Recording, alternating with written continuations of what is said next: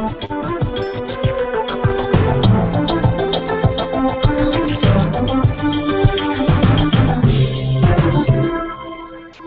morning and welcome to another episode of Business and Legal Q&A Live. I'm your host, Peter Lamont. Today is July 7th, 2015, and we have a great show planned today. We're going to be talking about coping with entrepreneurial overwhelm and the stress that we experience when we go out on our own and start our own business. We have a really great question by a gentleman, and we'll get to that question in a minute, who opened up his own accounting firm last year and is dealing with this overwhelm that we as entrepreneurs experience. And I think so often we get so caught up in the excitement of starting our own business that one of the issues we kind of brush under the rug, we don't want to deal with or think about, is the idea of stress. And I want to talk about that today. We're going to try to answer Mark's question as accurately and as helpfully as possible. But before I get to that, I want to thank today's sponsor. Today's show is sponsored by the Concilium Group. Now, we're talking about entrepreneurial overwhelm, and a lot of that is created when you don't have your business set up in a proper fashion. And the business consultants and strategists at the Concilium Group are there to help you. You know, they like to say from cradle to grave. They like to get you started well before you're even in formation. They want to take you through the steps to look at your target market, to see what it is that you want to do, who you're going to reach out to develop that strategy, and then they'll walk you through the process from there, including creating the type of entity that you're going to be, whether you're going to be an LLC. They'll help you create documents. And then they're going to continue to walk down the path with you to help you develop a strategic plan. And like we've talked about on the show so many times, you have to be able to adjust your focus and look what's working, what's not working, and make these adjustments so that you don't remain stagnant. That's how businesses fail. And, you know, in fact, it's a well-known statistic that most businesses fail in the first year. That's what the Concilium Group is here to do, to help you not fail and not become one of the statistics. Now, for those of you watching live on YouTube Live, give me a second because I'd like to just share with you their website. It's an excellent website. It's going to answer all of the questions that you might have about them. It's going to explain what they do. I just want to give you an overview real quick while we're on their site of what they do. Again, they perform market research. They determine the best entity. They create the articles of incorporation and other documents, whether it's an operating agreement or a member agreement. Then they're going to help you develop your business strategy, and they're going to help you plan. They're not going to just say, all right, you're all set up, go get it. They're going to walk through the process with you. And there's over 13 years of experience here. I mean, these aren't some unknown people. The CEO was involved in the military. They know how to run businesses. They know how to start businesses. And that's what I think a lot of us miss out on, those initial setup months. We just go in gung-ho, we start our business, and we don't understand the ramifications of not having a plan.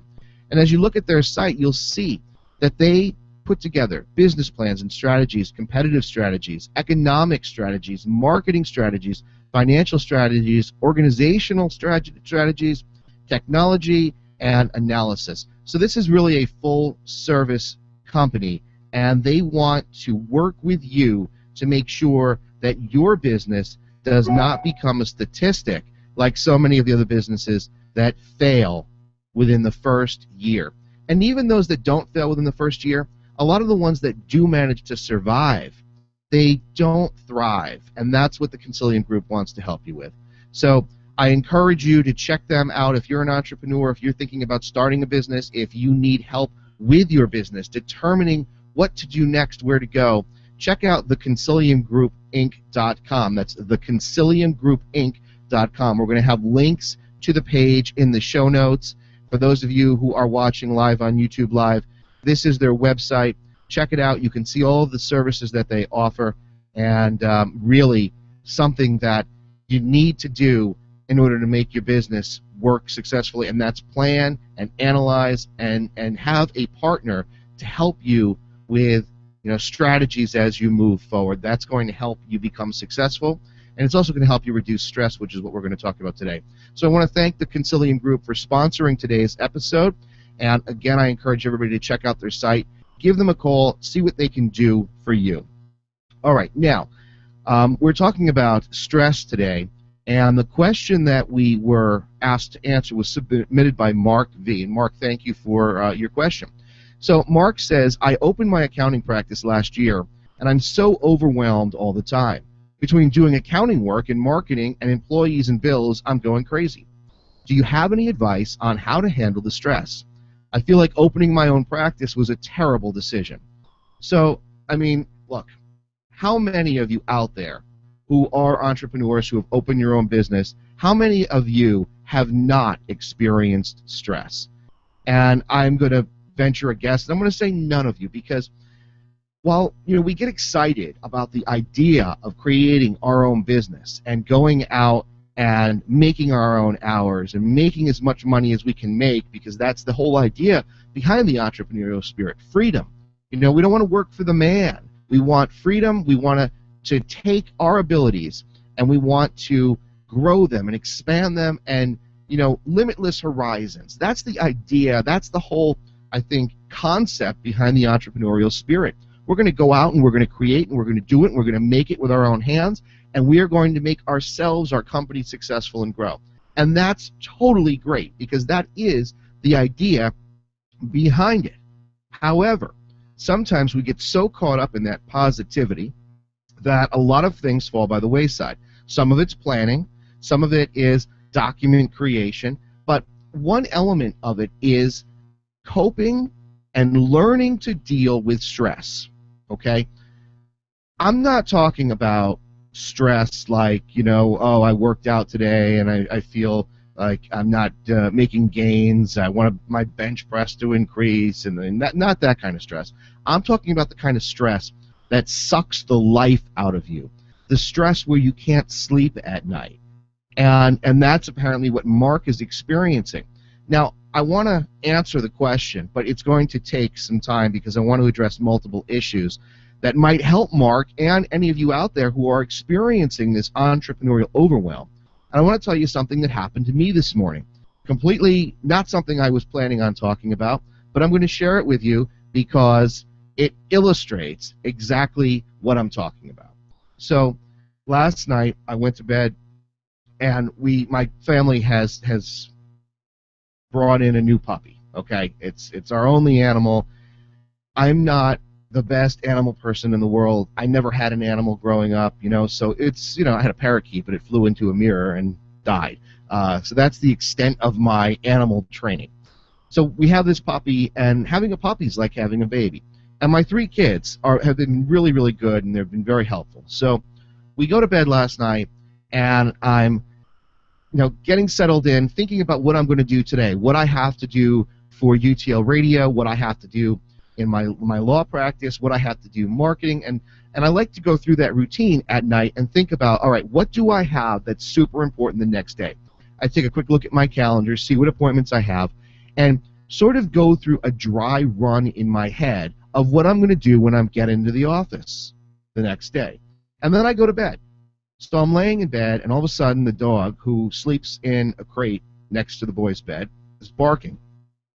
And the dog's collar had gotten caught in the crate, and she couldn't get it out. So I pick her up, take her downstairs, I get the collar off her, and then she wants to play.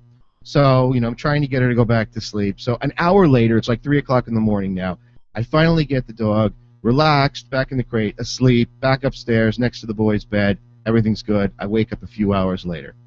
So I get myself ready, I get the kids ready, my wife's getting ready, I get in the car, I come to the office. And now I'm trying to set up. I'm trying to set up for today's show, and I'm trying to get everything else that has to get done today in order so that when the show is over, I can move in to the law practice and get certain things done and still have time throughout the day. Because the one thing that I think most of us who are entrepreneurs experience is that the days go by so quickly that there is never enough time in a day. A day could be 48 hours long, and it's still not enough time to get done what needs to be done. And you constantly feel like, oh my God, I didn't get anything done today, right? How many of you have experienced that feeling of, oh, I didn't get anything done today? And, the reality of it is that you did get things done, but it's not enough because there's so much to do. So I get in the car, I get to the office, I'm setting up everything. I've got the lights set up, and, I'm going through my materials and what I need to talk about today, and I get a call from my wife. Please don't forget to call this person, don't forget to call that person. We have to get the dog trained, and, you've got to pay for this and do that. And then I'm like, oh, my God, I'm starting to panic because I'm trying to set up for the show, and I'm trying to get my work in order for the day. It's the only time that I'm here in the morning when there's nobody else in the office, and it's like my time to kind of get my day in order. So that was interrupted. So then she says to me, check the dog. I had to run out to the store. I put her in the crate, see if she's okay. So I put on the security camera at home, and I'm watching on my phone, and everything's fine, and I'm coming, getting everything organized, and I'm feeling good. And then the dog starts barking. I can hear it on my phone. The dog starts barking because the smoke detector's going off at my house. So now I'm like, oh my God, my house is on fire, and I got the dog in the crate, and she's barking. So I call my wife. I thought she was around the corner, but my wife was like in another town. So I said to her, did you hear the dog's barking, the smoke detector's going, are you anywhere near home? And she says, oh, I'm going to have to call you back. So now I'm panicked. I'm thinking about, oh, I have to get everything set up for the show. Oh, I've got to get this work done. Now I've got to pay for this dog trainer. I've got to call the dog trainer. I've got to remember to do that. Oh, I've got to pay, the rent for the office. And by the way, the house is on fire because the smoke detector's going off. So my nerves are shot, right? So I get in my office, grab my keys. I'm running out of the office because I think that maybe the house is on fire. I knock down the lights. They're falling down on top. I get into the car. My wife calls me. What's going on? And I'm just so agitated at that point that I'm not even hearing what she's saying.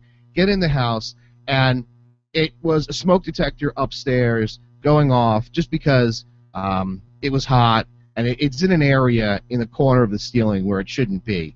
And so it seems like when there's a lot of moisture in the air and hot weather, it kind of activates the stupid fire alarm. So there was nothing wrong. I get the dog calmed down. I go back to work, and I'm just like, my head's exploding, right? Doesn't that happen to you? Doesn't it happen to you all the time when you plan out things the way you want them to be, and when you're all ready and excited to implement that plan, the shit hits the fan, right? Doesn't that happen all the time? So I think that, for those of you out there who are experiencing this entrepreneurial overwhelm, and Mark, who submitted the question, first, understand that you're not alone. Okay, you are definitely not alone. Every single one of us experiences this unbelievable stress, especially if you're operating a small business or a mid-sized company. Everything falls on you, right? That Staples commercial? I think it's that Staples commercial. Yeah. The one with the button, that was easy. And they have the one guy who is doing like 45 jobs. He's the janitor, he's the copy machine repairman, and the idea behind the commercial is that, we wear many hats as a small business owner or an entrepreneur, and we have to do everything. That's the idea behind the commercial. And it's true, right? Because as a small business owner, you do everything, hiring, firing, you deal with, money coming in, money going out, you deal with marketing and all of it. And at some point, it becomes overwhelming. I think inherently, by its inherent nature, doing all those things are overwhelming. And I want to speak for 1 second about the idea of multitasking. So how many of you out there pride yourselves in being wonderful, experienced multitaskers? And how many of you, when you go on a job interview, go out and say, oh, I'm great at multitasking? Well, when I hear that as an employer, my first thought is you lack focus. Because in my mind, and I think in a lot of successful organizations, multitasking is frowned upon, because if you are taking your attention, your focus, and spreading it out, spreading yourselves too thin across all of these different activities, there is no way possible for you to commit the level of focus and attention and detail orientation to one project when you've got 10 others sitting by the wayside and you're trying to do them all at the same time. Haven't you guys experienced that, where maybe you're trying to get the kids ready for school and you're dealing with a phone call and you're trying to write a check and you getting dressed all at the same time, and don't you inevitably forget the kids' lunch or leave the check that you wrote out at home or can't find your keys? That's because of this idea of multitasking. Multitasking, I don't know how it developed into this theory of something positive, where people were excited to say, hey, we're multitaskers and we can get so much done. I want, as an attorney, as an employer, I want quality over quantity. And of course, you've got to get things done, but I'd rather see quality work. And as an entrepreneur, I'd rather put out quality content. You can push out any crap you want. If it's not quality, people are not going to stick around. They're not going to listen to what you have to say. And the idea of multitasking, it's taking somebody who could be really good at one thing and taking that focus and diverting it elsewhere. So I want to just say, as far as multitasking goes, I am not a big fan of multitasking. When somebody comes in and interviews for a job and they say I'm a great multitasker, I again go back to the, well, you lack focus. And I don't like to hear that. I don't, that's not something that I would hire you because you're a multitasker. I want to know that you can focus on a task and get it done. So, that being said, how do we as small business owners or entrepreneurs, how do we handle the idea of being forced to do different tasks all the time? The Staples commercial, right? How do we do that? How do we handle that? How can you avoid multitasking? Well, the reality of it is that you can't avoid multitasking, but you can limit it. And limiting multitasking, in my opinion, is going to help you reduce some of your stress. And what do I mean by that? How are you going to reduce your stress by eliminating multitasking when you have all of these chores, all of these tasks that you have to accomplish? So I'm going to tell you what I'm doing today and give it to you by way of example.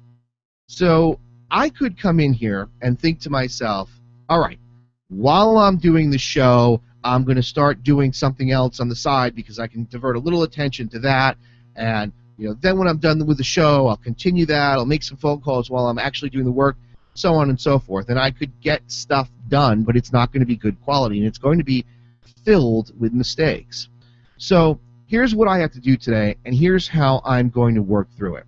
So I have the show, obviously doing it now. When I'm done with the show, the end of the month bills have to go out. And the billing process, it's just a pain in the ass. But it's a necessary evil, right? You don't bill, you don't get paid. You don't get paid, there everything goes. So the bills have to get done. I have to make some client phone calls. I have a meeting later on this afternoon. I also have to prepare some legal documents for some people, and I have to make a couple personal phone calls because remember, my wife told me that I have to call the dog trainer. So how do I deal with all of that? How do I handle all of those things that have to get done on top of the fact that I have a show coming up tomorrow on a different note with musician Nate Maingard. I need to promote that. I need to get the website ready to go for that and prep that show. How do I do all of it? Well, the first thing and the first key, and this is what I want to talk to Mark about, who asked the question, the first key for me is organization. And I think that organization above all is one of the most important stress reducers that you can utilize. And I'm not talking about some ridiculous, hypersensitive, organized system. If you can do that, more power to you. But I'm talking about organized thoughts, organizing your calendar in your mind first. I think that the key to learning stress control starts in your mind. And I'm going to give you another example before I continue on. How many of you have experienced days like I just described, where you have all these things happening to you, and you're going to, you've got these plans, and you're going to do this, going to do that, but in the meantime, 10 people call, somebody needs you to do something that you weren't planning on, an emergency pops up, and that's your day. Now, none of the things that you thought you were going to get done actually get done, and by the time you get home at night, your wife wants you to sit down and eat dinner. You've got to get the kids ready for bed. One kid has a problem, another kid needs to talk to you about something, another kid needs help with homework, and now it's like 9 o'clock before the kids get into bed, and you have a couple things to do before you can sit down, and you're exhausted, right? So 9:30, 10 o'clock rolls around, and you go to sit down, and you then put on the TV, and you spend the rest of your night watching TV, trying to take your mind off of things, but in the meantime, you're still focused on all of the things that you have to do the next day, and all of the things that you didn't get done today, and then you go to bed, and the minute your head hits the pillow, all of these thoughts, it's like the floodgates open, and all of this stress pours in, and you can't sleep. And we repeat this cycle every day. How many of you have experienced that? Because I know I have. So how do you control that? Well, in that example that I just gave you, in that scenario we just talked about, what's missing is that that person who experienced that stress has not taken time throughout the day to talk to themselves. Look, I believe you can learn anything. I believe that stress management is a learned skill. I don't believe it's something that we're born with. Yeah, certainly some people are more calm than others. There are type A personalities and type B. But I think that stress control and stress management is a learned skill, just like everything else that we do. You don't wake up one day and you're the world's greatest plumber. You have to learn that skill. You're not the world's greatest baseball player. Even if you have natural God-given talents and abilities, you have to hone them through practicing, through teaching, through learning. That's how it works. So I believe that stress management is a learned skill, not something that we're born with. How do you learn something? Well, you have to commit the time to engage in that educational process. Sometimes we learn through trial and error. Sometimes we learn, like as children, don't put your hand in the oven because you're going to get burned. How do you learn? By doing it. You stick your hand in the oven one day, I did that, and you realize, oh, this hurts, and then you never do it again. As a funny aside, I remember being, I don't know, I must have been like 13 or 12, and I was sitting in the back seat of my parents' car, and I have no idea what came over me, but I decided to push in the little cigarette lighter, and when it got really hot, I stuck my finger in the cigarette lighter. I have no idea why. I mean, that's, I guess, the stupid stuff that we do as kids. And I'm sitting there for a minute, and you can smell my finger burning, and the smoke is coming off, and that hurt. And, my mother's like, what's that smell? And it's me in the back seat being stupid. But that's just a funny story. I digress. So anyway, this idea of being able to learn a skill, including stress management, I think is something that you have to adopt. I think you have to start thinking of stress management as a learned skill. Okay, now, once we've established the fact that you can learn how to reduce your stress, how does organization come into play?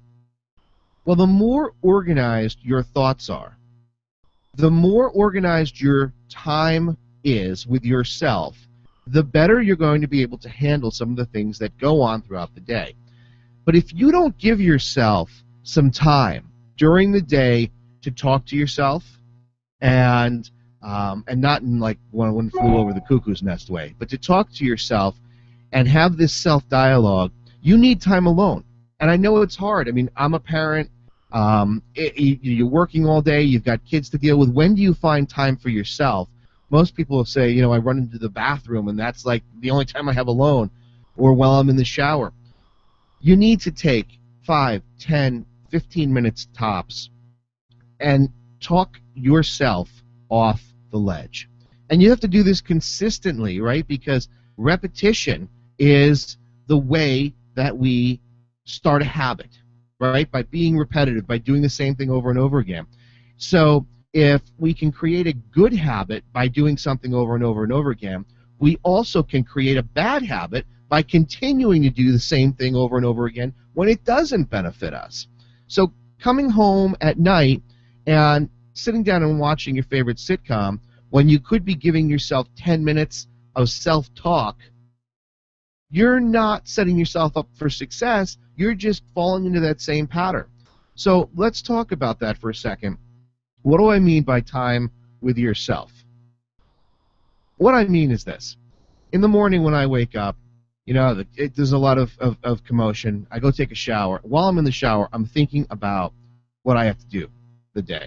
You know, what's most important? What am I going to do when I get in? What should I anticipate? And I try to anticipate who might call, what issues might come up. And, you know, I don't think it's all that difficult to kind of anticipate certain things that might happen.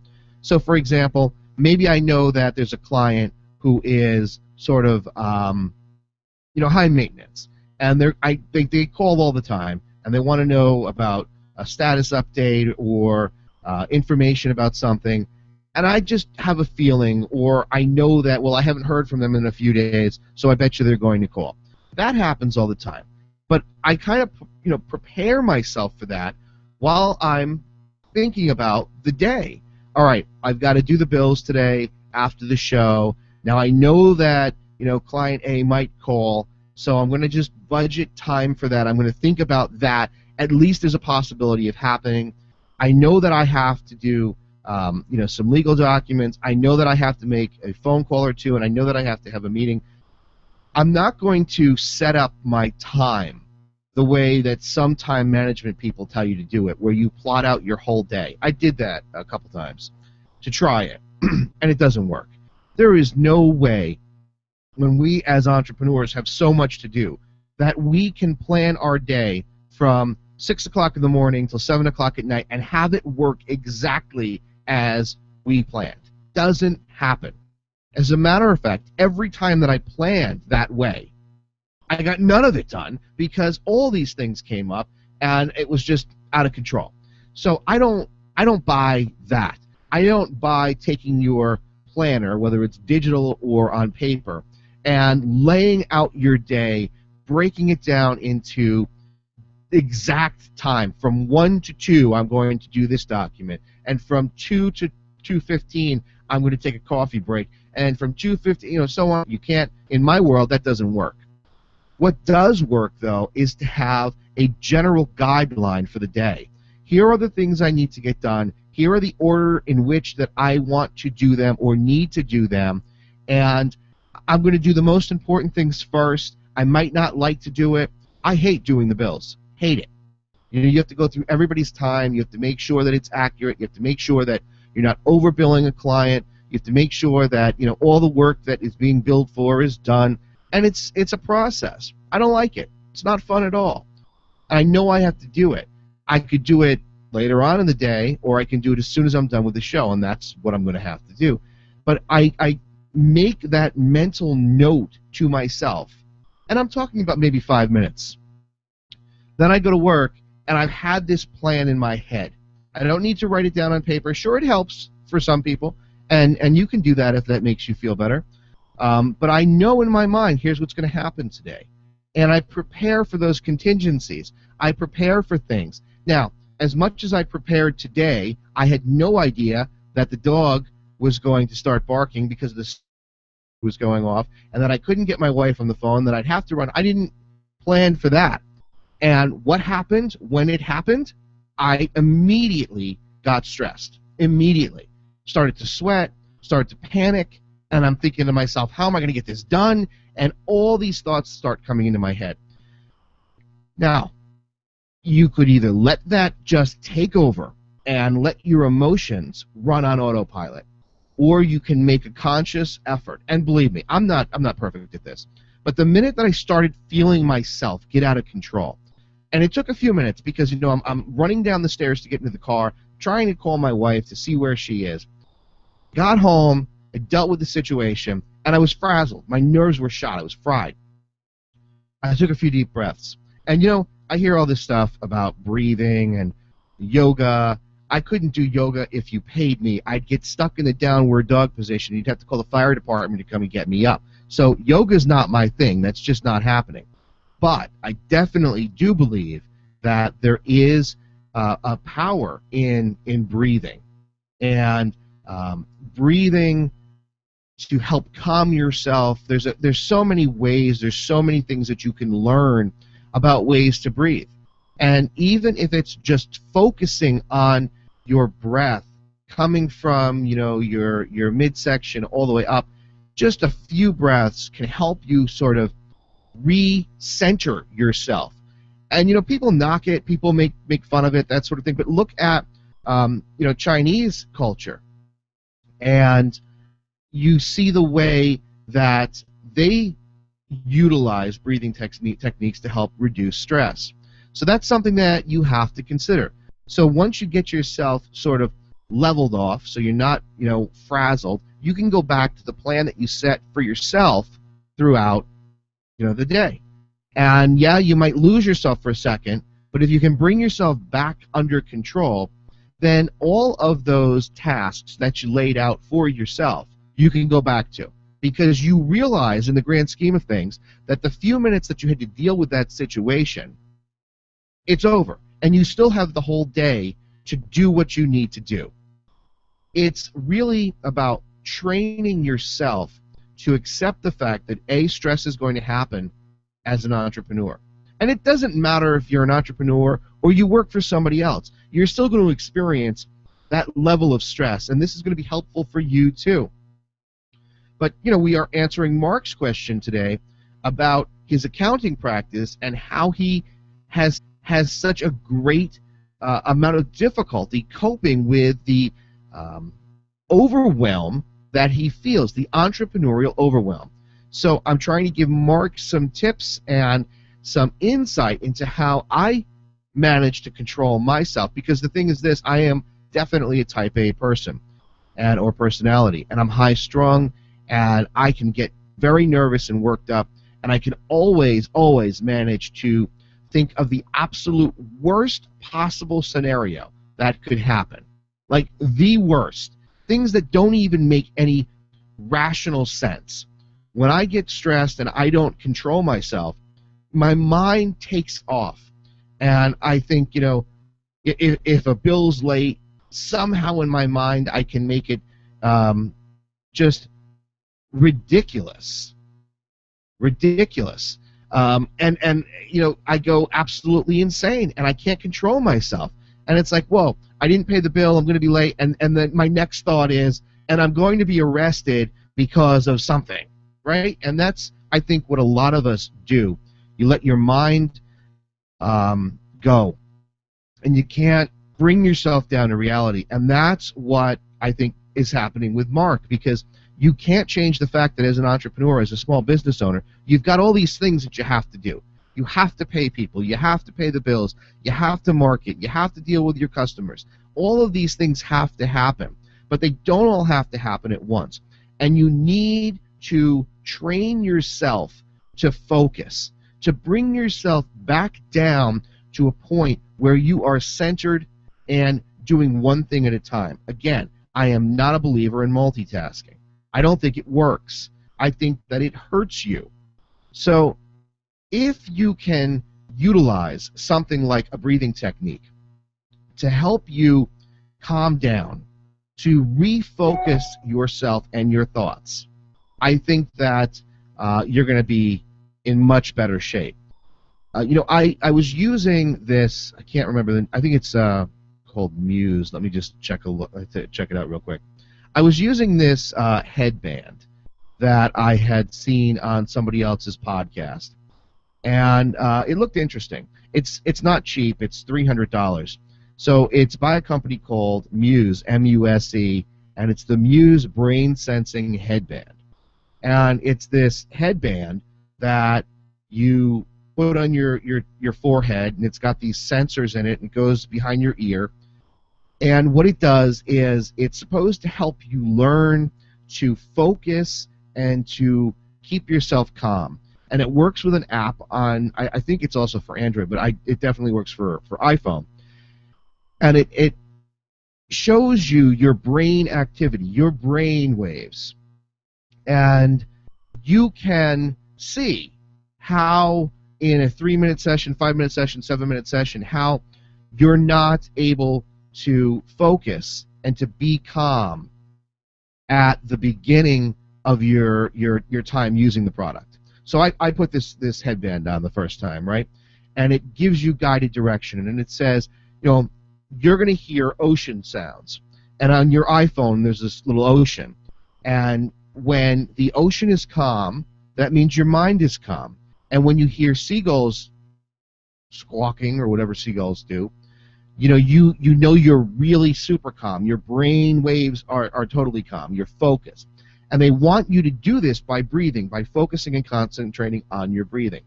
So I put this headband on the first time that I tried it, and all of a sudden the ocean turns into like this monsoon, right? And there's like wind and waves, and I think I heard thunder. There wasn't a bird around, and I'm like, what the hell is going on here? It sounds like I'm in the middle of Armageddon. Well, that was my brain. And so I looked into how to utilize this product. And again, you don't need to buy Muse at all. It's $300. It's a lot of money. But the premise behind it is really, really good. So using Muse helps you see where your mind is and how it wanders. But how to bring yourself under control is something you can totally do for free. You don't need a brain-sensing headband to do that. And the key, even using this product, is to focus your breathing. So what they wanted you to do in order to calm the waves is to just count your breaths. But I found myself getting so panicked because here's the ocean with these crashing waves and all this loud noise, and I'm thinking, oh my God, I'm so not calm. What the hell is going on here? Why can't I be calm? The ocean's getting louder. As it's getting louder, I'm getting more panicked. And now I'm trying to count my breaths, and I'm like, 1, 2, and it's just not working. So I started to stop counting my breaths, and I figured, all right, I'm just going to feel my breath coming from, my diaphragm, and I'm just going to kind of count without counting. I'm going to just focus on the in and out breathing. And I was able, after a month of using the product, to kind of bring myself down to a point where I can calm myself down better. Now, the headband didn't help me do that. It was my breathing that helped me do that. The headband just told me I was like psychologically impaired. But the breathing that I developed from using the headband has been very, very, very helpful. Because, you'll be going through your day, and something will happen. A client will call, a customer will call, there's a problem, things aren't going right, somebody didn't get the piece of mail that you sent out. And as you start to get yourself all worked up and hysterical, that's when you have to employ your learned behavior of trying, even for, a few minutes, to just bring yourself down under control. Some people will recite a prayer. Some people will recite some form of a mantra that they've created. Other people will, just focus on breathing. But whatever works for you, you need to do consistently. Now, there have been times where maybe I've been really, really stressed. Like if I ever have to go in for surgery, I had to have a hip replacement a few years ago because I used to throw the javelin in college, and from there I had done bodybuilding for a number of years. And just from all the weights, even though I was young when it happened, I had to have my hip replaced. So when I would go into a surgery or something like that, I'd say a prayer over and over and over and over again to focus myself, to bring myself some form of calm. But, that works for when I do surgery. Or not when I do surgery, but when I'm surgerized. Okay? I made that word up myself. But when I'm in work and I have this overwhelm like Mark was feeling, I mean, this absolute sense of heaviness on my shoulders, this yoke, right? The burden that you just can't get out from under. The only way that I can find my sort of center is to take a few minutes and to breathe. Not think about anything. Just think about my breathing. Bring myself down, focus myself, and then attack the next task. So I think for Mark, number one, you need to be honest with yourself and figure out, are you the type of person that I'm describing? Are you somebody that gets worked up and lets somebody else take control of the bus? Or do you drive the bus? And that's a learned behavior. It's so easy to let our emotions take control of us. I know every single one of you have had experience out there where you're no longer in control. Your emotions take control of you, and you just are riding the wave. And it's not a good place to be. And it's really hard to get yourself under control. Totally hard. But if you practice and it becomes this learned behavior, you're going to be so much more successful on a daily basis. You're going to be more successful personally, because what happens when you're stressed at work? When you get home, who do you take it out on? Your spouse, your boyfriend, your girlfriend, your kids, and I'm not saying you're being abusive, but you're not in a good mood, you're worried, you're short, you lose your temper quickly, and that's not good. It's not good for your family. Now, Mark says here, I feel like opening my own practice was a terrible decision, and I don't know from the question if Mark has a family, but I'll tell you from experience that when I first started my first business, my wife was horrified, because you go from getting a paycheck every week, and there's that sort of false sense of security, because when you work for somebody else, unless it's a super big company, you don't know if that person's going to have enough money to pay you. I remember talking to my doctor a few years ago, who had gone out on his own after a failed partnership, and he was telling me how there are weeks where he doesn't know if he can cover payroll. It always works out, but that's the stress that he was under. So as an employee, you don't necessarily know that that paycheck is always going to be there, right? Look at what's going on in Greece, where these people can't even get their money out of the banks. I mean, that's a scary thing. So you don't know. But we have that sort of false sense of security when we work for somebody else. You get a paycheck. Your health insurance is generally paid for, right? So when I started my business, my wife was all panicked. What are we going to do? How are we going to afford this? What if you don't get any clients? What if this? What if that? And all these what ifs can overwhelm you to such a point where you don't take any action. You're completely sort of demoralized, and you're afraid. And fear, while a lot of people will say fear can be a motivator, it can. But too much fear can be an absolute killer. If you sit and focus on fear, you will not be able to do anything. It's that focus, it's where you choose to focus your attention that's going to guide you into the direction of either success or failure.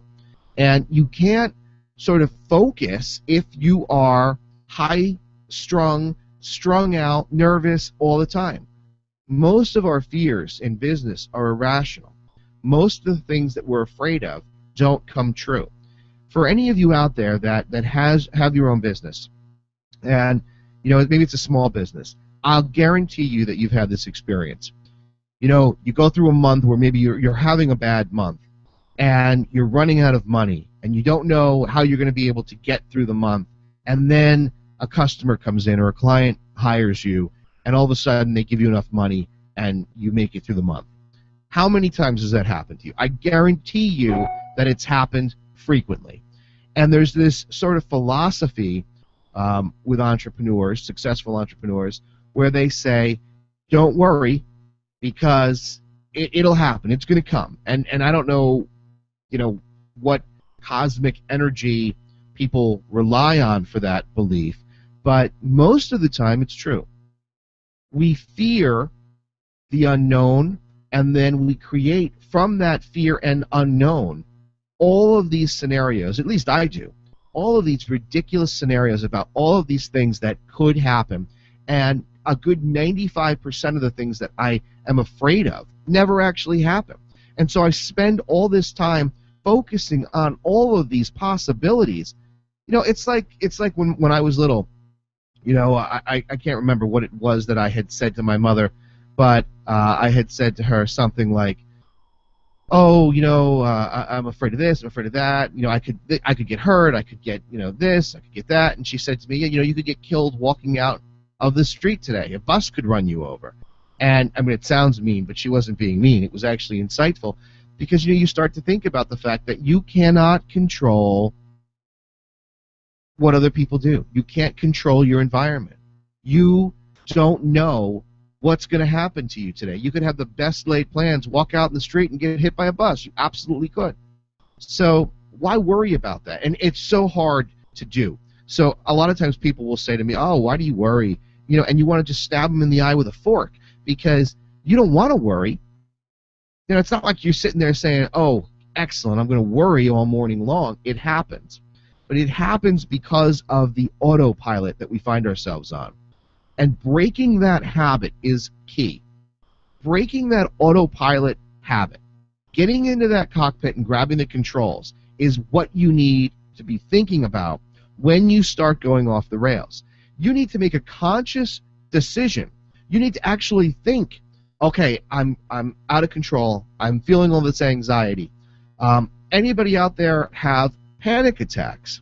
Well, I know from some doctor friends of mine that one of the ways, aside from medication, that doctors like to help people with panic attacks is to talk to them about how to talk to themselves. So when you start feeling the anxiety, or you start feeling the flushed feeling that you might get when you start this panic attack, a lot of what these doctors suggest that you do is self-talk. Okay, I know that this is a panic attack. I know that nothing's really going to happen to me. I know that this is going to happen next. All right, I know that I'm going to feel this flushed feeling. I know that my heart is racing, but I know that nothing's going to happen. I know this is just a panic attack. That's the way that a lot of doctors will teach you to deal with panic attacks or anxiety. And that works for some people. Those people that can kind of harness that energy. You control your mind as much as it seems sometimes like our mind controls us. Successful people control their mind. You don't need to get a special degree to do this. You don't need to buy a brainwave sensing headband.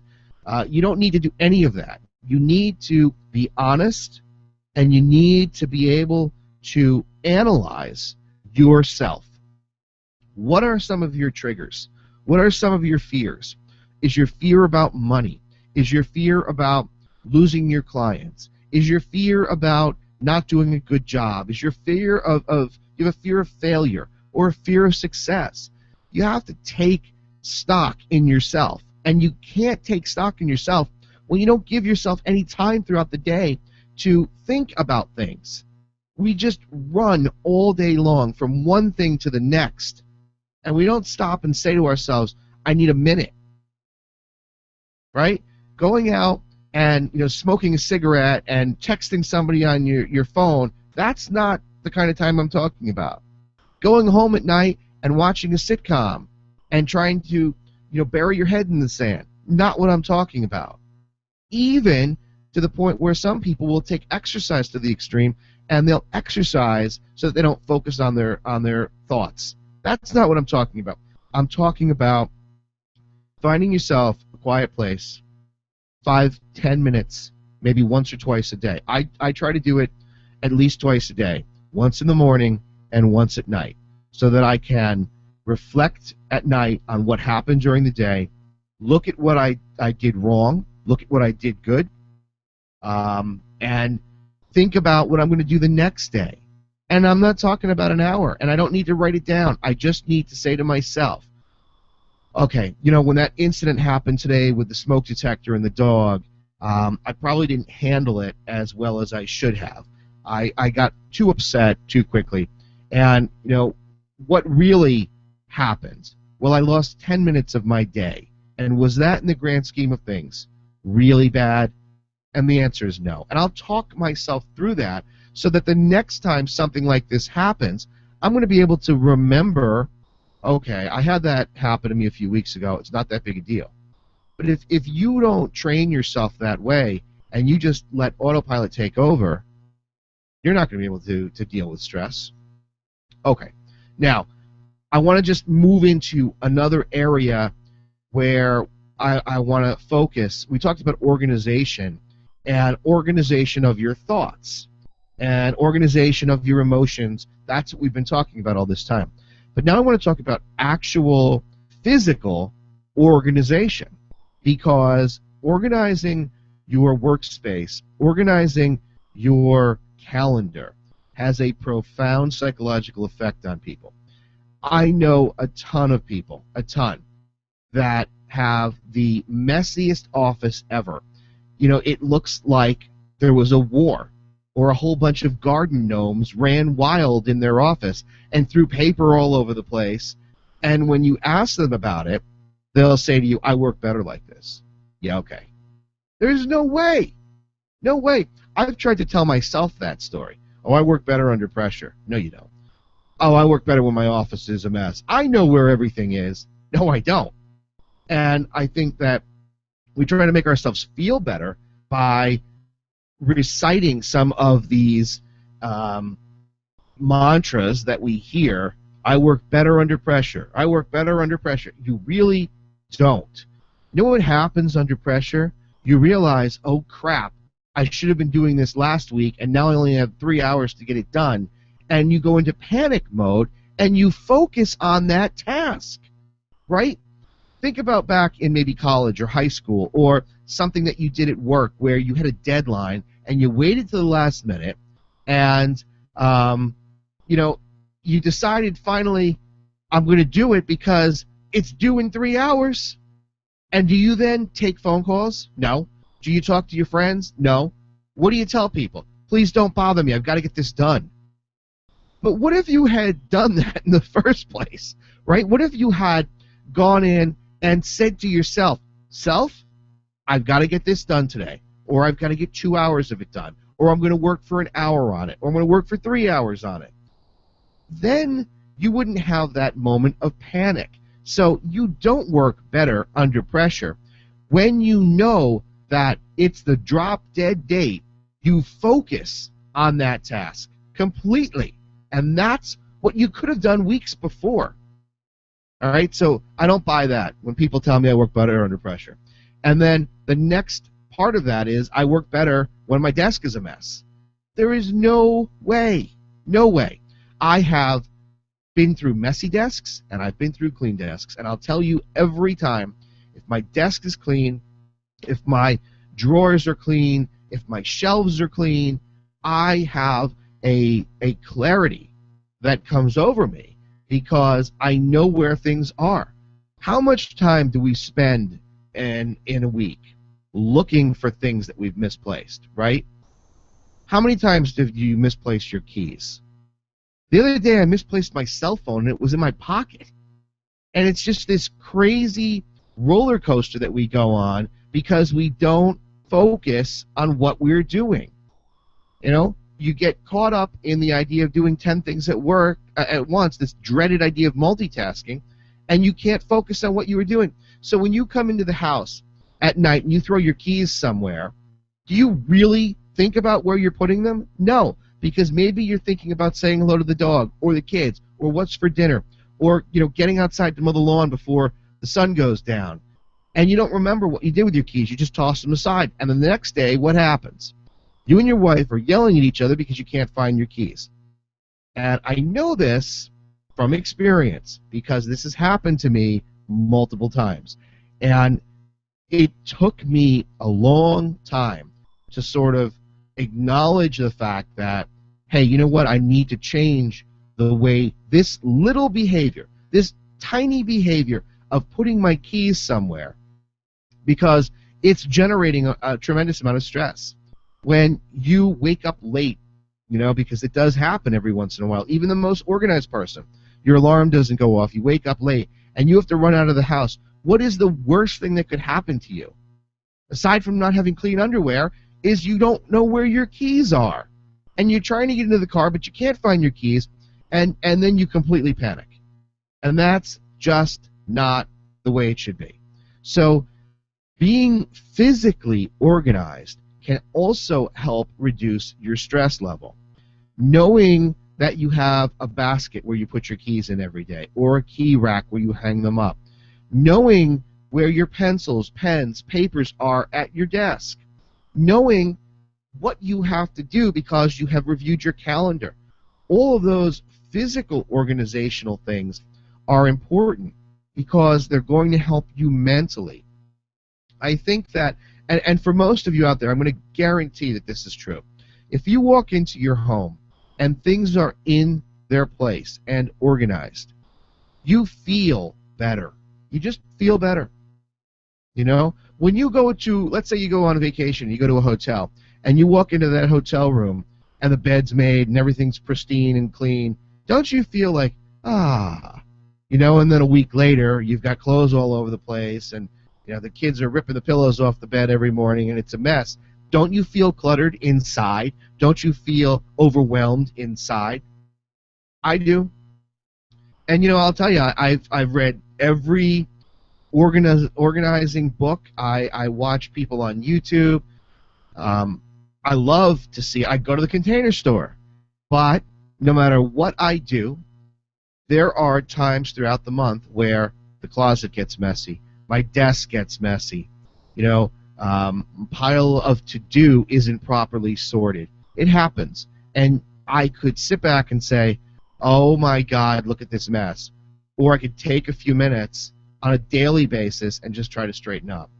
And, you know, there's really nothing more to it than chunking things. What do I mean by that? You know, doing things in chunks of time. Because if you've got a massive task in front of you, like, you know, your office is a complete disaster, and you look at it and you look at the things that you have to do that day, you know, to the thought of saying, oh, I've got to clean my office, is going to take me 2 hours. You don't have that time. But if you did 10 minutes today, 10 minutes tomorrow, 10 minutes the next day, in a couple days it'll be clean. In a couple days, in a few days a week, is better than letting it grow into this disaster zone. Because I firmly believe that the lack of physical organization can create a tremendous amount of emotional stress, especially for an entrepreneur or a business owner. When you do have the realities of having to do all of these different tasks, the marketing, the client development, getting feedback from your customers, you know, paying the bills, paying employees, hiring people, firing people, buying supplies, all of these things fall on your shoulders. And to sit there under the yoke of all of these things you have to do and say, oh my God, I have so much to do that I can't do anything. Haven't you experienced that? When you've had so much to do that you can't get yourself to do anything? I've had that happen. And so this isn't something, this idea of stress management and using breathing to control your emotions, eliminating multitasking or that thought process in your head, the idea of emotional organization and then physical organization, these are things that are learned. These are not things that I have become a Zen master at. These are not things that you can't learn. It is a learned behavior. It is a Pavlovian response to stress that I am trying to break the cycle of. And that's what is important for all of us that are in business, that have a business, that are, you know, maybe we have a very demanding job. Maybe we work for somebody else or for another company. But we've got this high level of demand, and we've got to deal with our stress. Don't be the dog that, you know, drools at the sound of the bell. Don't be that Pavlovian dog. You have to take the time to focus on yourself. And here's the biggest key. Nobody can do this for you. Absolutely nobody can do it for you. You can't go to a life coach and have them do it for you. You can't go to a karate instructor. You can't go to the yoga lady. You've got to do this yourself. And it only works when you acknowledge that you've got an issue to begin with, right? isn't the first step of Alcoholics Anonymous like knowing or admitting that you have a problem? We all have stress problems, all of us. And the bigger your business grows, the more problems you're going to have. You're also going to have more reward, but you're going to have more problems and more stress. And you have to be able to understand that from an emotional standpoint. Stress is a component of my job. How I react to that stress is in my control. I can't control when a client calls and complains. I can't control when the bank screws up my deposit. But I can control my reactions. I can control my response. And it's something I have to learn to do. So you have to keep practicing getting yourself under control. Entrepreneurial overwhelm happens to all of us. And I think that the people who become successful at their careers, at their jobs, are the people that can get control of that emotion. There was a book a number of years ago, I can't remember the title of it, but it was Emotional Intelligence, perhaps. And the idea is that, our emotions, our primal instinct, our emotions can take over us to such an extent that no matter how intelligent we are, we can't make good decisions. And I think that that's like the animal side of us, where we just react. You hear the bell, you start to drool. I mean, that's, I think, something that is innate. The same way that it happens within the animal world, I think that we have, whether it's evolutionary, whether it's, I don't even know, I can't even begin to explain it, but I think we have that innate quality in us, that fight or flight, that that emotional reaction. Why do we fear? Because from what I've read, you go back to the times of the cavemen, and that fear helped increase your heart rate. It helped bring blood to the muscles. It helped create a surge of adrenaline so that they could run away in their loincloths from the saber-toothed tiger that wanted to take a bite out of their ass. That's why it happened. And it's great, but we're not running from saber-toothed tigers anymore. And so we have to take control of that emotional, animalistic side of ourselves. Not easy. Again, I'm telling you right now, not easy. Not something that you can just do, but you have to train yourself. And I'm talking from experience because I struggle with this every day. You can let yourself just fly off the handle. But if you don't, and you slowly start making progress at how to step back, take a breath, relax, you're going to feel a lot better. I really mean it. And it sounds kind of hokey, but it works. And that, I think, is what I hope that Mark will try. Because, Mark, I understand completely where you're coming from. I completely understand that feeling of going out on my own, opening up my own business was the worst decision ever.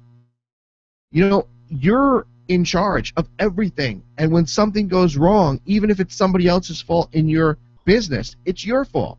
If you hire a receptionist who's nasty to a client, they're not going to be mad just at the receptionist. They're going to be mad at you because it's your business, because you hired that receptionist, because that person represents you. They're going to be mad at you. So it's all on us as business owners. And there's no way out of that. And, that's why I've said in the past, look, there are people that probably are not equipped to have their own business. And I think there's a small portion of people, because I really firmly believe that with the right training, and I'm not talking about college, I'm talking about real-world experience, with the right real-world training and the right understanding of yourself and emotional control, I believe that any of us can succeed at opening our own business. There are a small group of people that just don't have that desire. And then, because they lack the desire to have their own business, they're also going to lack that ability to cope. There was a guy that I knew a few years ago, and he said to me, I am a time card worker. I am a clock puncher. That's all I ever want to be. I want to go in at 9, I want to take a half-hour lunch, 2 10-minute breaks, and I want to go home at 5. That's it. Now, was he physically or mentally incapable of starting his own business? No. Could he have done it? Yes. But he was lacking that drive and desire. There was no entrepreneurial spirit. It was, I'm content, this is what I want to do. And you know what? There's nothing wrong with that.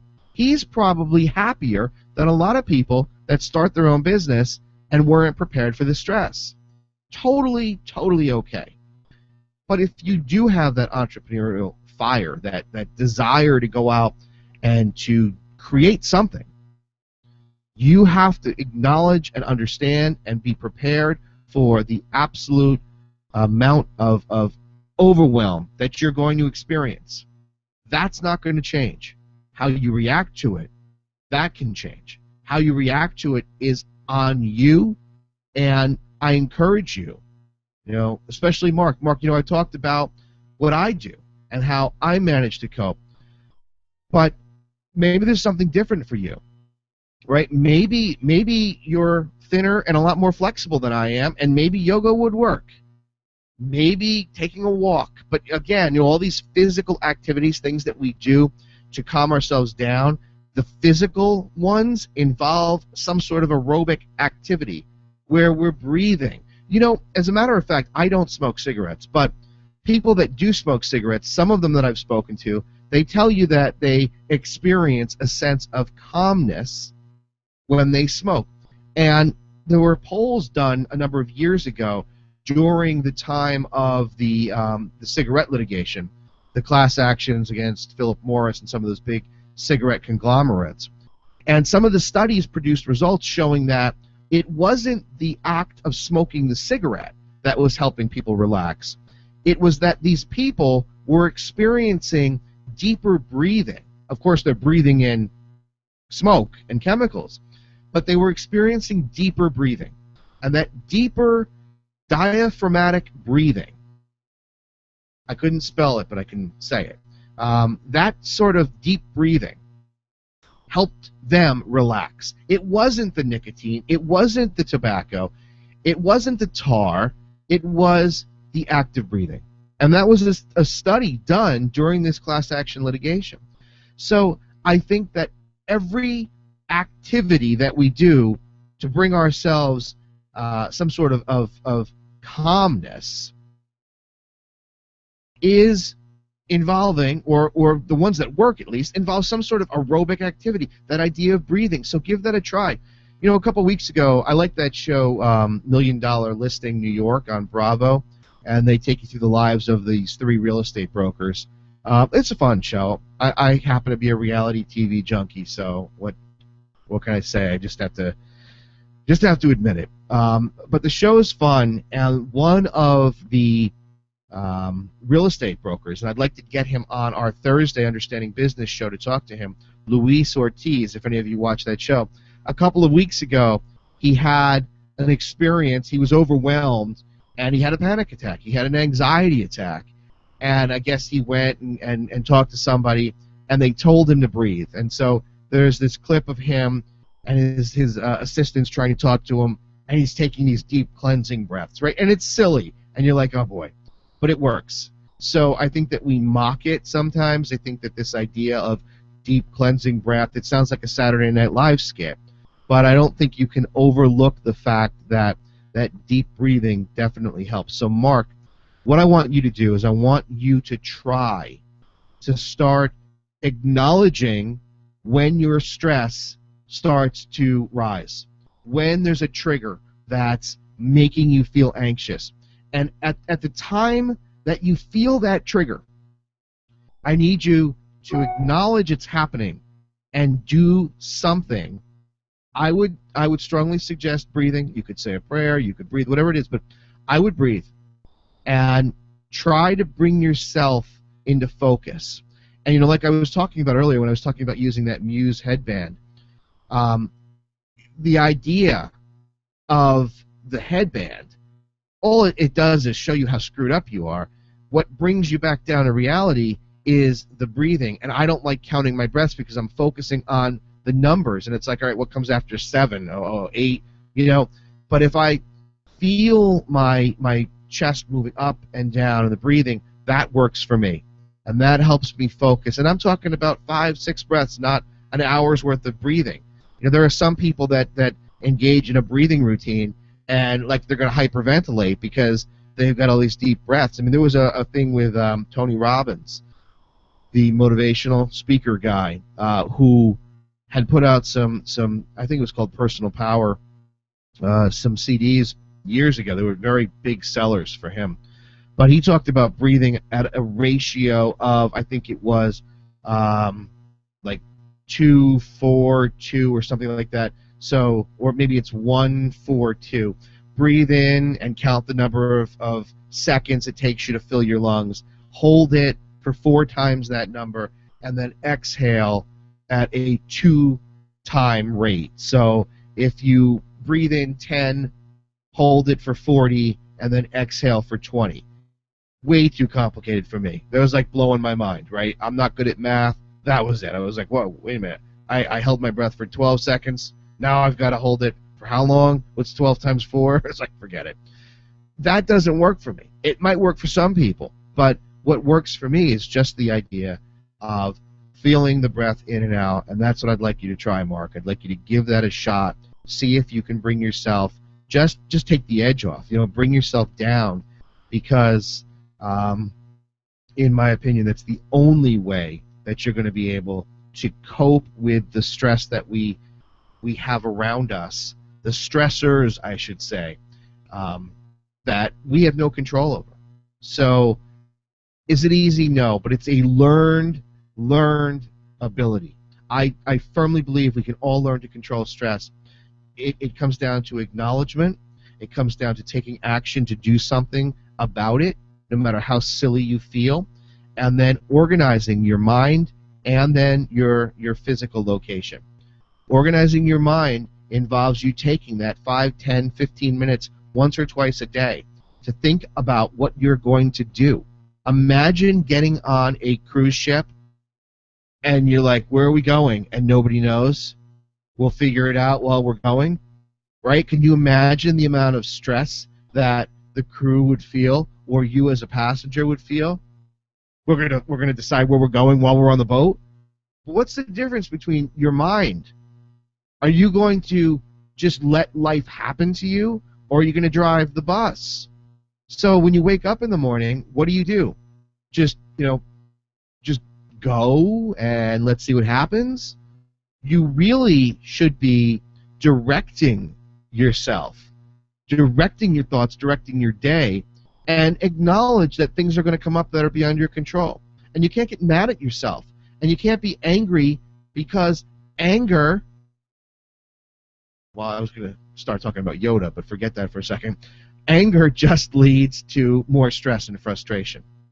So it's all on you. It's all on us. And I'll tell you that this is coming from my heart, from experience. This is how I have learned to deal with it, because when I first started my own businesses, I did not understand that. And I was constantly looking for somebody else to help me cope with the stress of being an entrepreneur or owning a business.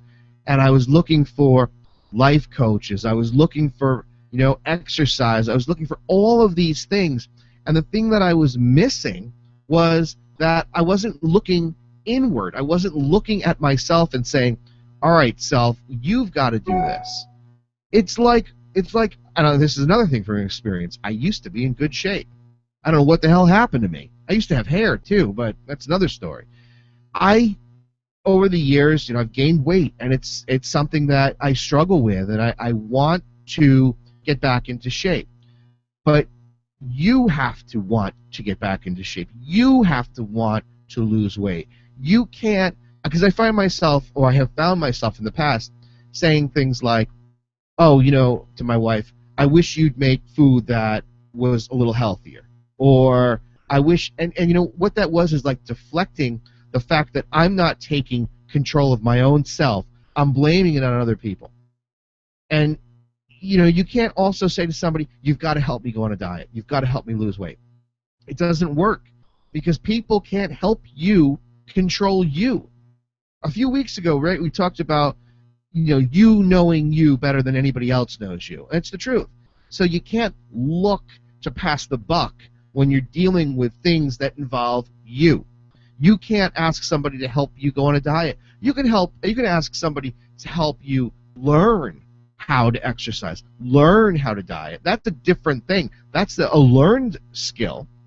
But the decision to say, all right, I'm going to go on a diet, I'm going to exercise consistently, only you can do that. And the same holds true with stress management. I can't look to the Dalai Lama. He's not going to help me, right? Just doesn't help. You have to help yourself. And you have to start small. And you have to start. That's the biggest key. Don't let things get out of control. Mark is in a tough spot because he feels so overwhelmed at this point in his career that it looks like he wants to give in. It looks like he wants to throw in the towel. And there's no need for that. It's not that his business is failing. It's not that he doesn't have customers or clients. I mean, he doesn't say that in his question. What he says is he is stressed, and it's affecting his family life. It's affecting him, his personal life, and it affects our health. Stress is a killer. Stress can absolutely kill you. It can change you. It can make you an unhappy person. And life is too short to be unhappy all the time.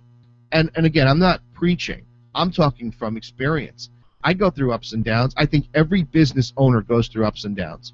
You have good months, and then a whole bunch of bad things happen. And then you have good months, and then you have more bad things. That's the way it works. But how you process that, I think, is the key. So you had a successful month, and you're riding that success wave, and the next month things are slower. So what? You're having a bad month? Things suck? You're not good? Those thoughts that creep into your head, they actually create stress, and they don't help focus you on what you need to do. You're not having a bad month. You're having a different month. Well, let's look at what you did in month one where you were successful and make sure that you're doing the same thing in month two. If you're not, maybe that caused the slowdown. Maybe it has nothing to do with you. Maybe it's the season.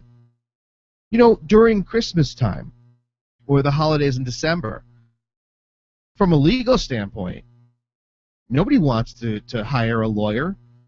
Corporate clients don't use their lawyer during that week or two.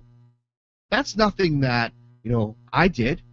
It's just the way that people are. They want to focus on the holidays. So they don't want to talk about a lawyer. It's not something that I take and say, oh my God, this business isn't working. I'm the worst because nobody's calling. No, it's Christmas time.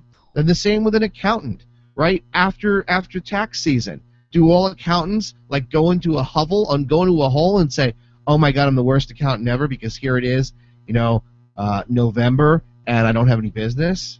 No, you have to adjust, and even taking it to the extent of maybe a construction worker. Maybe you're a construction worker, and maybe that your busy season is when the weather's good. So do you hate yourself when it snows? No. It really comes down, this idea of stress management, to focusing on your own internal ways of analyzing things that are happening around you. And I think that by doing that, by controlling that emotional response, by getting rid of the Pavlovian dog response, I think you're going to find yourselves better, feeling better, happier, and managing the stress. Because you're not going to eliminate stress. To tell you can eliminate stress is to lie to you. You can manage stress. You can learn to accept it and to kind of, compartmentalize it and deal with it. stress doesn't have to be this thing. You don't have to walk around saying, I'm stressed. You need to walk around saying, I'm focused on what I have to do next. So that's what I encourage you to do, Mark. I want to thank you for submitting the question. I went a little long. I just feel very passionate about this because I know exactly what you're feeling, exactly what you're talking about. That sense of utter hopelessness and despair and overwhelm.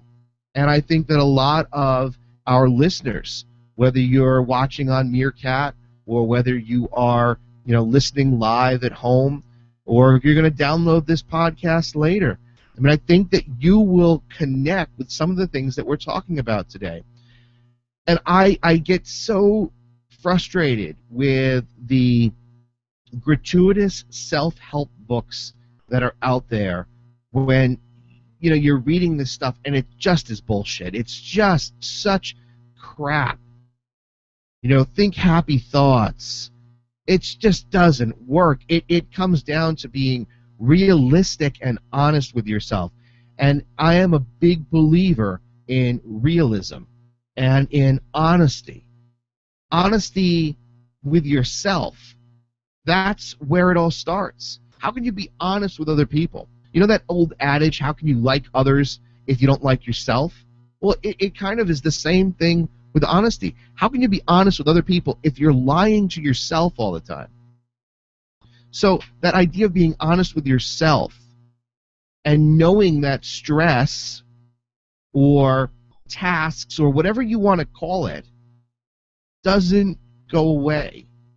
It's how you manage it. And that's why I get so frustrated with the self-help books that have all these ideas and all these things that, live a stress-free life. No, there's no such thing. It is living an emotionally controlled life that we should be striving for. It is trying to be rational. Now, I'm not saying be like Mr. Spock, right? Live long and prosper.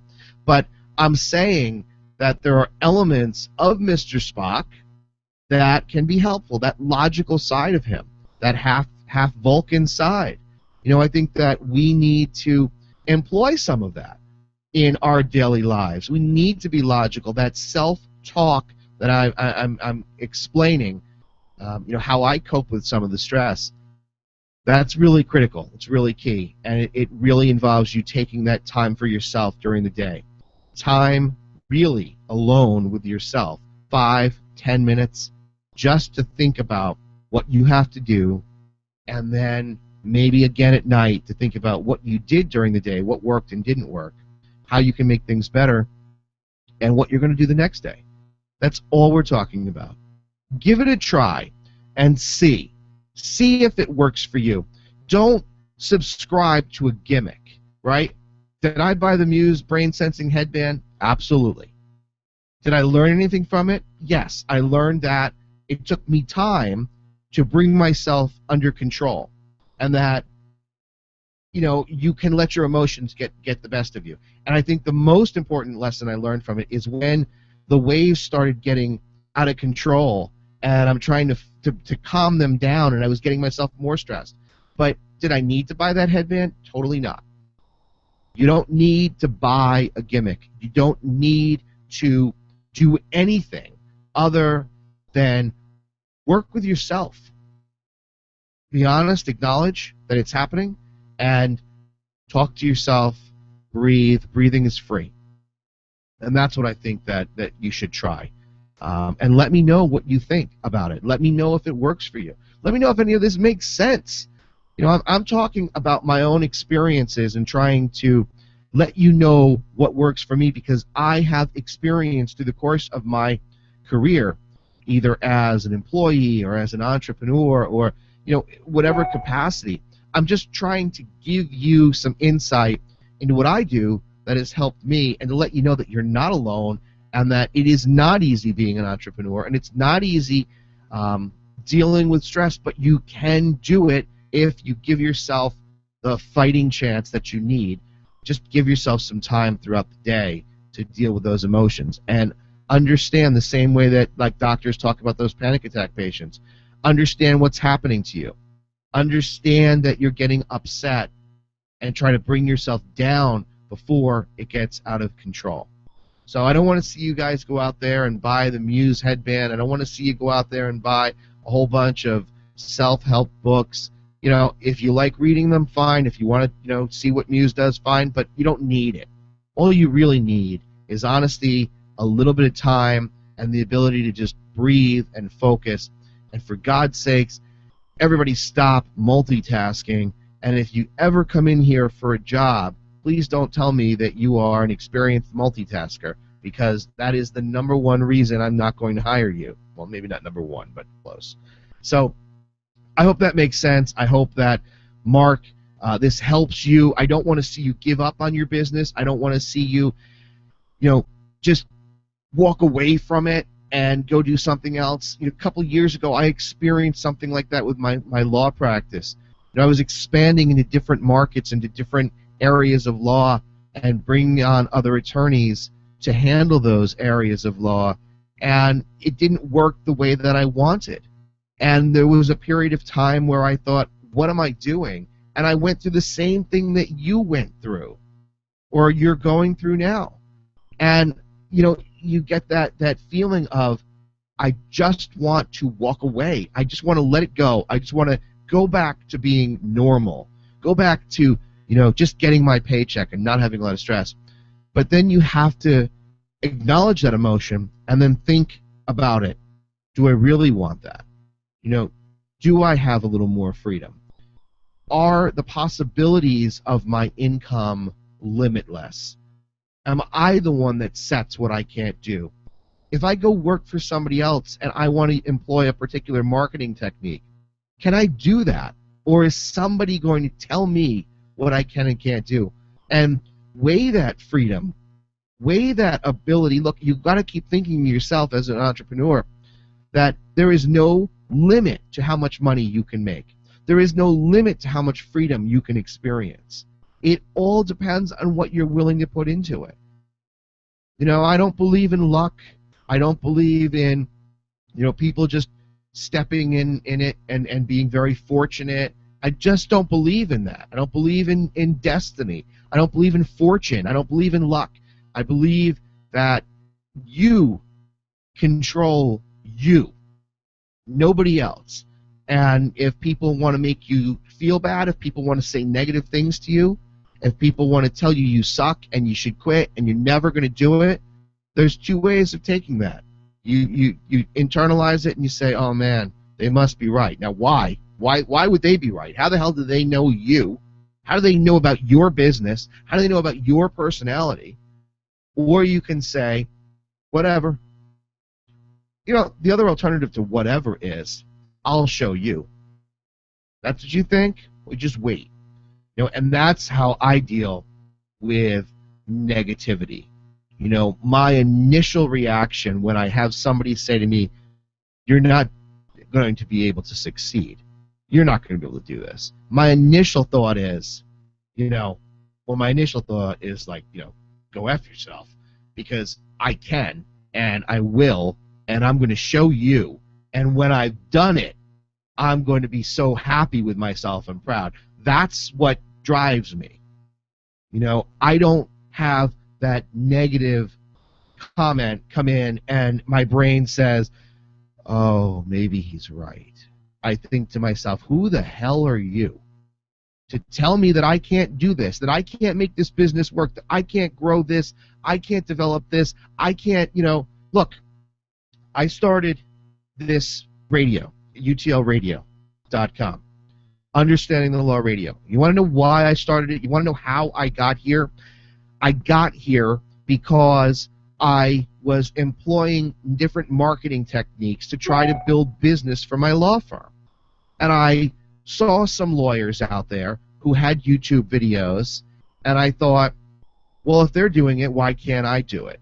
And so I started making some YouTube videos. And you know what happened to me while I was doing it? I was trying to mimic what some of these other guys were doing, and as I'm doing it, I'm thinking to myself, A, this isn't me, and B, you guys suck. You are the lawyers that I absolutely hate. You are the ones that screw over everybody. You're the ones that are lying to people. You're the ones that are, telling people all these things that just don't help them. Why would I want to be like you? And then I started thinking about, well, wait a minute. Why do I have to try to get something from my YouTube video?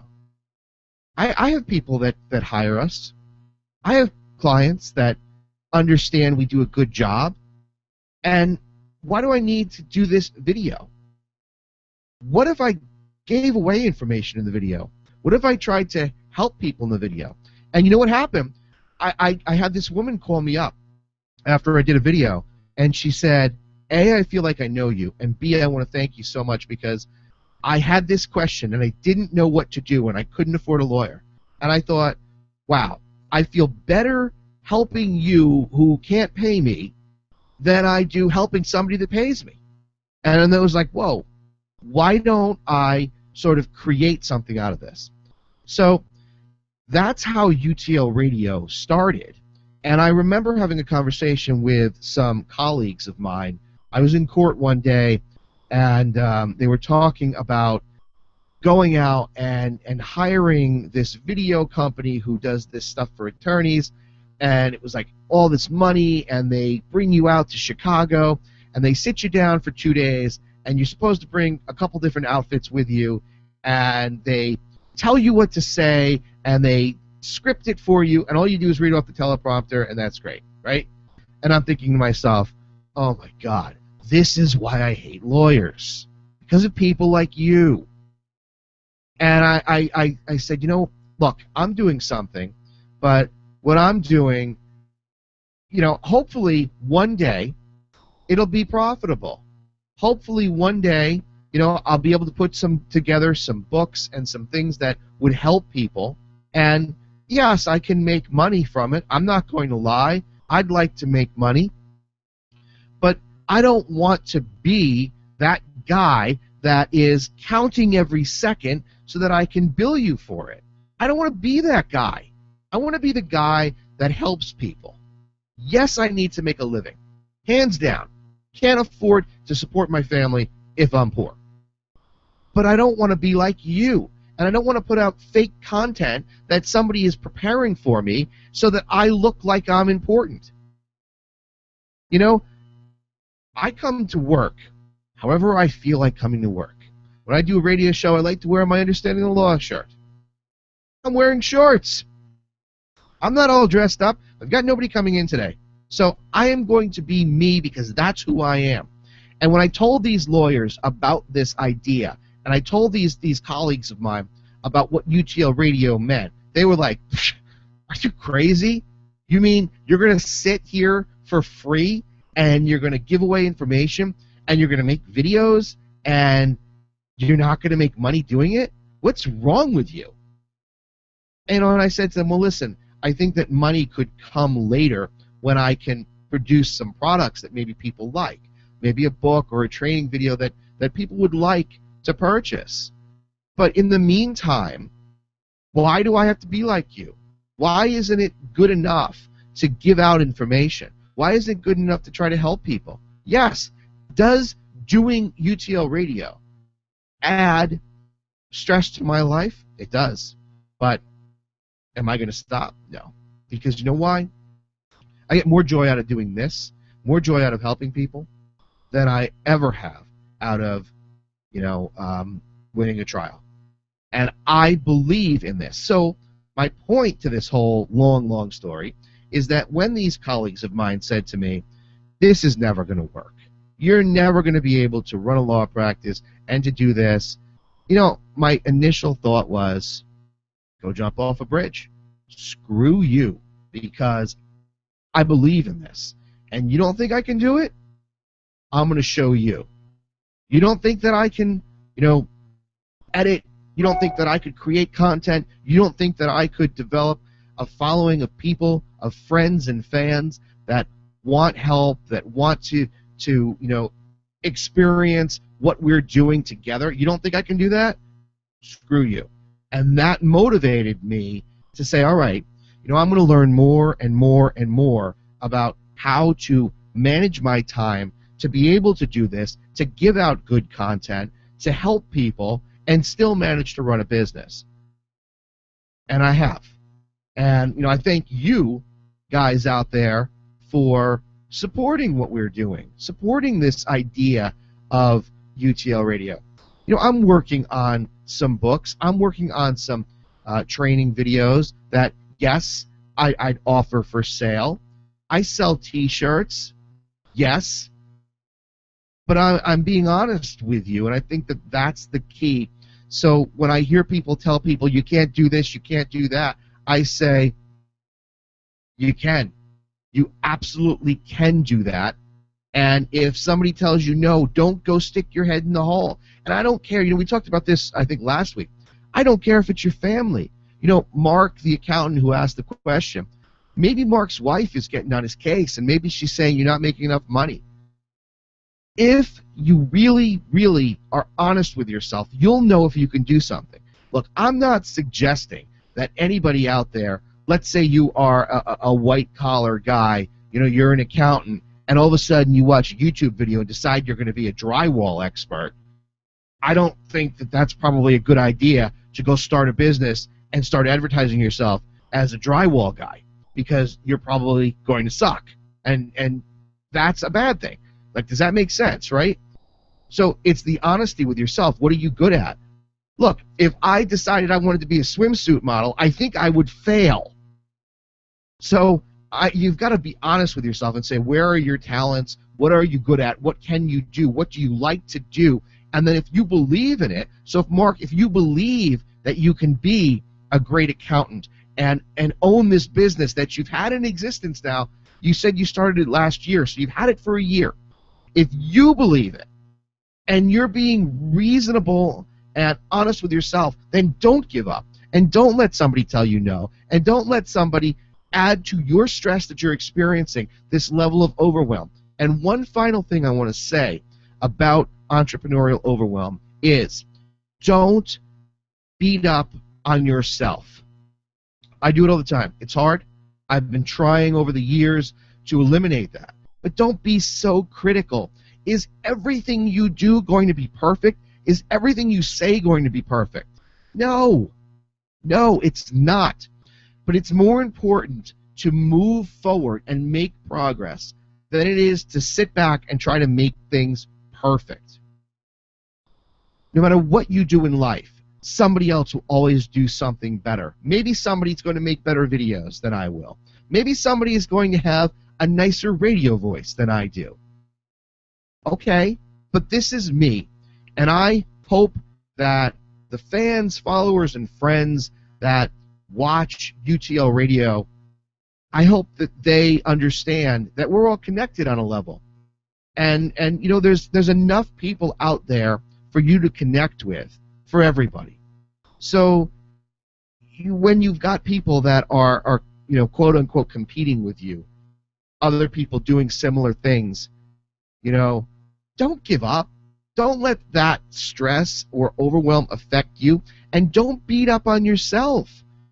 There are days, when we talked about it earlier in the broadcast, you're not going to get everything done. I knew a lawyer who I worked with in New York. When I started my career as a lawyer, I worked on Wall Street at this firm where there were like 500 people and nobody knew who the hell you were. Like, you really needed to wear a name tag. Hi, my name is Peter, because there were so many people. But I remember this one woman who was a super, super sweet lady. I really liked her.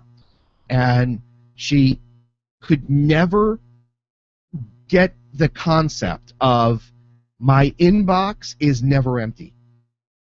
No matter how much work I do that day, no matter how much work I accomplish, by the time 5 o'clock rolls around, it was probably more like 7, my inbox is full again.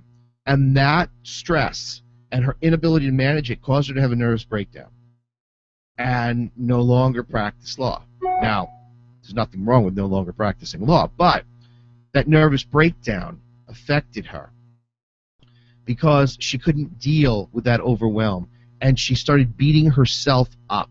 Oh, I didn't get this done. Oh, I left with my inbox full. Oh, I have to do this.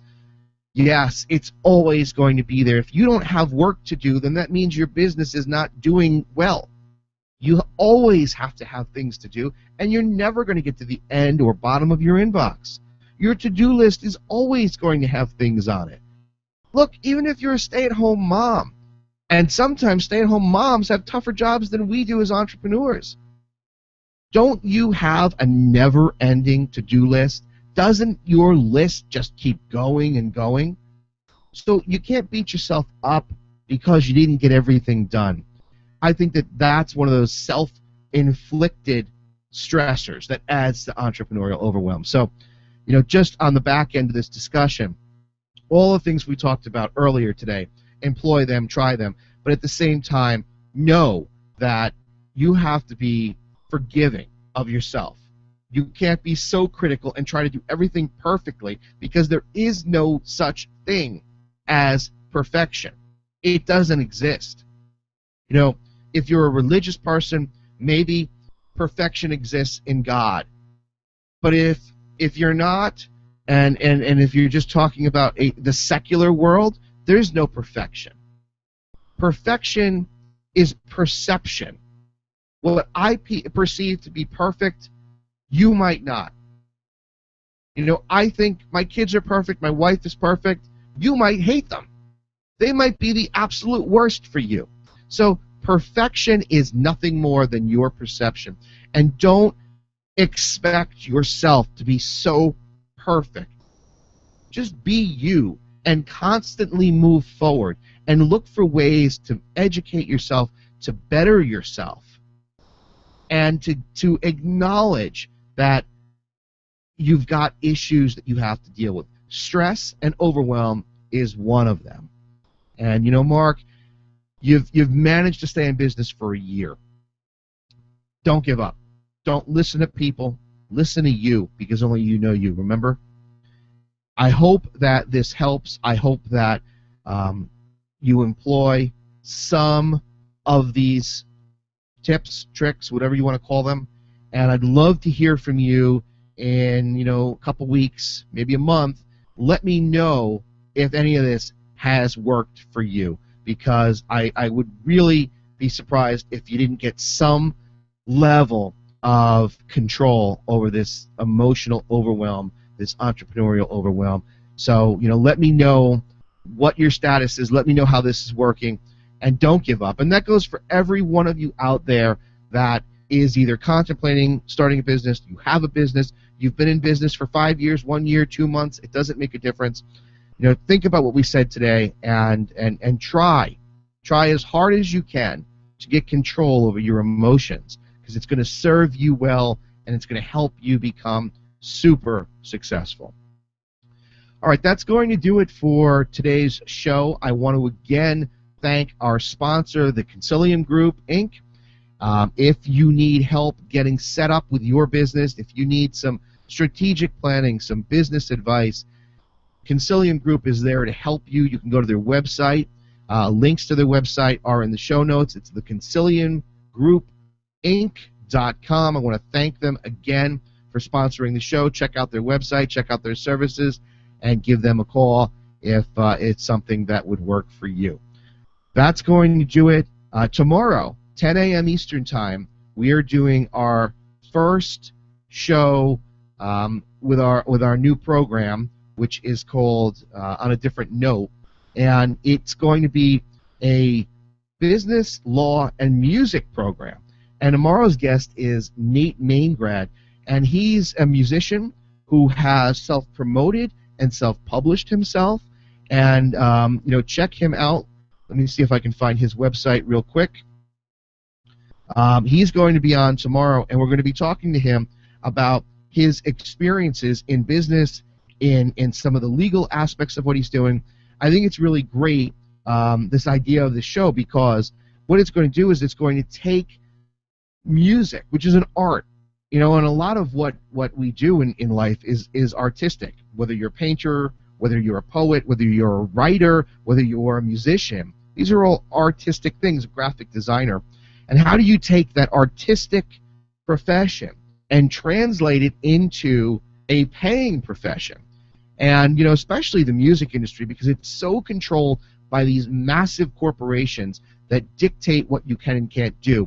So Nate Maingard is going to be on tomorrow, and we're going to be talking to him. Super excited to have him on. If you go to his website, it's Nate, N-A-T-E, Maingard, MAINGARD.com. You can see what he's about. You can check out his music. He calls himself a modern troubadour, and check out some of his music videos. But what's just really great is that he's done this himself, and he's sort of bucked the system, and he's out there, and this is really, really great. So we're going to talk to him tomorrow. That's 10 a.m. Eastern Time. We will be live on YouTube Live. For my friends on Meerkat, don't think that it's going to work so well because you're not going to be able to hear what Nate has to say. So I would encourage you, if you want to get involved in tomorrow's show, then tune in to YouTube. You just go to our channel and you'll see the live event that's scheduled, or you can listen in on Blog Talk Radio Live. And remember that you can always call into the show. The call-in number is 347-855-8831. If you ever want to actually have be on the show or talk about something on the show, you can call in that call-in number while we're live. It'll be put into the switchboard, and then I'll pick you up, and you can ask your question or get involved in the discussion. So that's something that you should consider doing. I also want to remind you about the new UTLRadio.com website. Completely revamped. Check it out. It has a ton of information. There are links where you can buy some of the books that some of our guests have written. Kimberly Guilfoyle from Fox News, who was on, Leah Bell, who wrote The Angry Grad, Lee Cockrell, the former executive vice president of Walt Disney World Resorts. So there's links there. You can subscribe to our free newsletter. We have links to all the upcoming shows. There's links to watch it on YouTube, links to listen to it on the podcast. There's a free app that we have. There's a link to the iTunes subscribe. The free app, it's from the law firm. I'm going to be making some adjustments and sort of moving it from the law firm to UTL Radio, because the app is free and the idea behind it is a UTL Radio idea. You can actually ask a legal question through the app and get connected to an attorney who's going to answer the question for free. So that's being adopted by UTL Radio. And so if you see branding from the law firm, that's going to change in the next couple of days as we move it over into UTL Radio, Understanding the Law Radio. There's also a brand new forum on the site where you can talk amongst yourselves, talk to me, talk to others, and create this discussion on the forum. So there's a link to that. Check that out. Start going and communicating, and I'll be on the forum too. I'll be able to see what kind of questions you're asking, what kind of things that you're interested in. There's a subscribe button with all of the links to subscribe. There's a blog. There's also a shop. Right now we've got some T-shirts and mugs available. I'm in the process of creating some additional stuff that I think you guys would find pretty helpful.